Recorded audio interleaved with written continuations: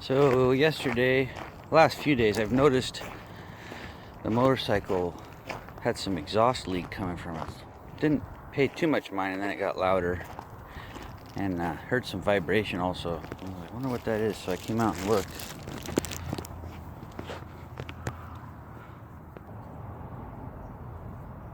And what I found was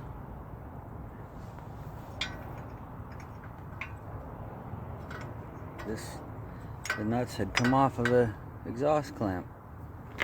And these are a really fancy nut. They don't make them anymore. But I picked up some nuts at the hardware store.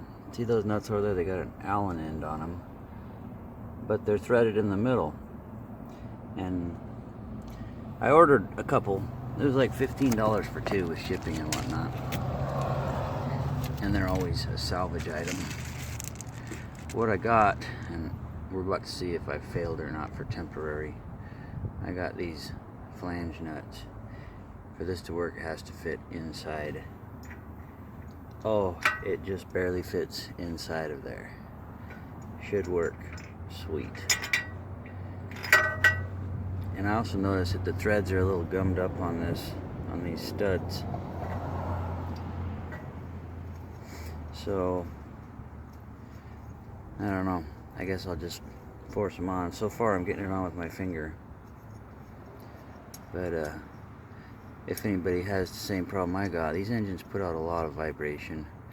I'm usually running 5 to 6 grand commuting to work, and I don't know, I got like 7,000 miles on it commuting to work in the last year. That might not sound like a lot, but the bike's 39 years old. It's only got 37,000 total. So I've been riding the shit out of it the last year. Anyway, I'll see if I can get these nuts on and let you know how it goes. Well, I got them started in there, but I kind of saw what was going to happen. As soon as I got started, I went and got a socket, and it doesn't fit inside of that bracket, of that flange. So I'm going to go buy a cheap socket from a pawn shop for maybe $1, and I'm going to grind that sucker thin just for a temporary fix till I get the nuts that I need. Hopefully I'll be able to get them back out when I get the new nuts. And that's probably why they made those special nuts. They could have made a bigger flange with a bigger hole. I could also try to drill out that flange, but I don't want to mess with those. I think I'd rather keep those the way they should be. This is a temporary fix just because this is my daily commuter, and we'll let you know how that goes. So I went to a little liquidation store. They had sockets for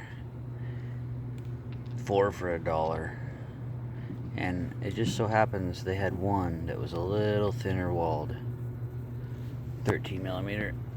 Let's see if I get lucky. If not, I still got to do some grinding. Oh man, look at that. Some guys might be like, oh, you should really get the right bolts, but like I said, this is my commuter. I gotta get to work, so I'll get a ratchet, tighten that up, and see how it goes. Well, it tightened up good, and still got nuts coming, so I'll change those out when they get here. I'm gonna bring the socket and a ratchet with me to work, so when I get there I can make sure that they didn't loosen up or fall off. And there you go. There's a little hack if you lose those nuts.